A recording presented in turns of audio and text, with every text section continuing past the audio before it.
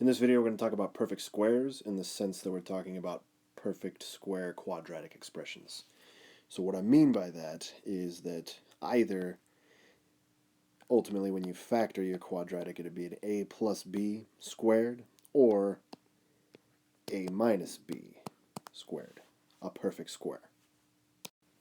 So let's recall from before when we were talking about expanding expressions.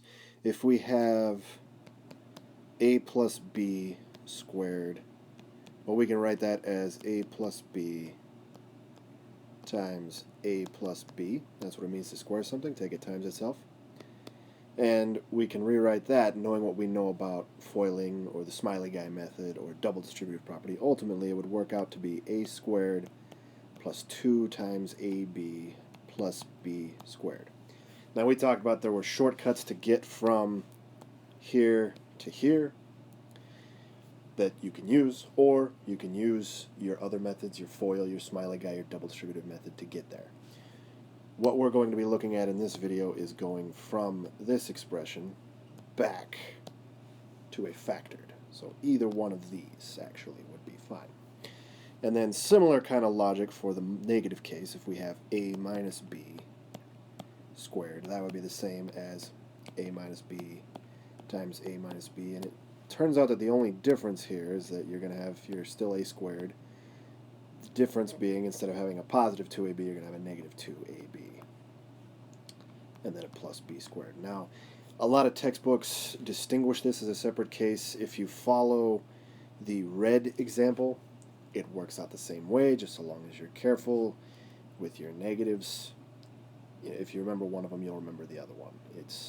They're really the same thing. They're just dealing with a negative b instead of a positive b.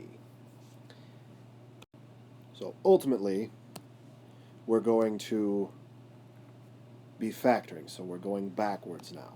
We're undoing what we've done in the past. And again, there's two methods here. We'll use the more standard method that we've been working on for a while, just looking at the middle term and then figuring out what factors to use. And then we can also use a shortcut, just knowing what we know about them. So let's look at an example.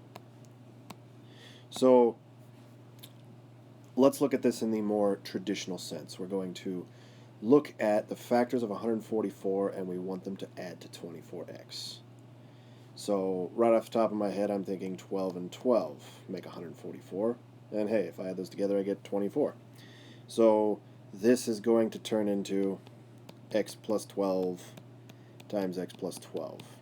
And honestly, that's the method that I usually go with. That way I don't have to try and remember, oh yeah, 144, that's a perfect square, and 24x is half of that, or it's double the factor, and then go from there. But the shortcut would lead you to go along a similar way. You can rewrite it as x squared plus 2 times 12x plus 12 squared, and then you can jump right back to there. So I guess it's not so much of a shortcut, it's just an alternate way of looking at it. Whichever one you prefer is fine.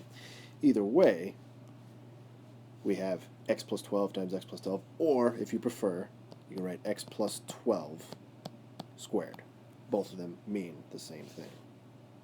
Now let's look at an example where we have a negative for our x term. So if I'm looking at this example, again, I'm going to do it the more traditional way.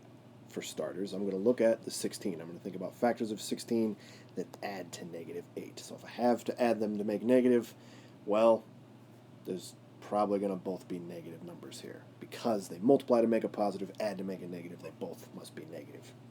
So I could try 8 and 2. That's not going to give me negative 8. Okay, other factors of 16, I got 4 and 4. Okay, if both those are negative, that'll make me negative 8. So we'll have x minus 4 times x minus 4. Or if you prefer, x minus 4 squared. Now again, you can use the alternate method. I won't call it a shortcut necessarily. You have x squared minus 2 times 4x plus 4 squared. Now since these two numbers are the same, then we can rewrite it as x minus 4 squared, or the x minus 4 times x minus 4. Either way you want to go about it, it'll factor out to be one of these two things. They both mean the same thing, whether you write it with the squared symbol or just write both the factors out. Either one is fine. They both mean the same thing.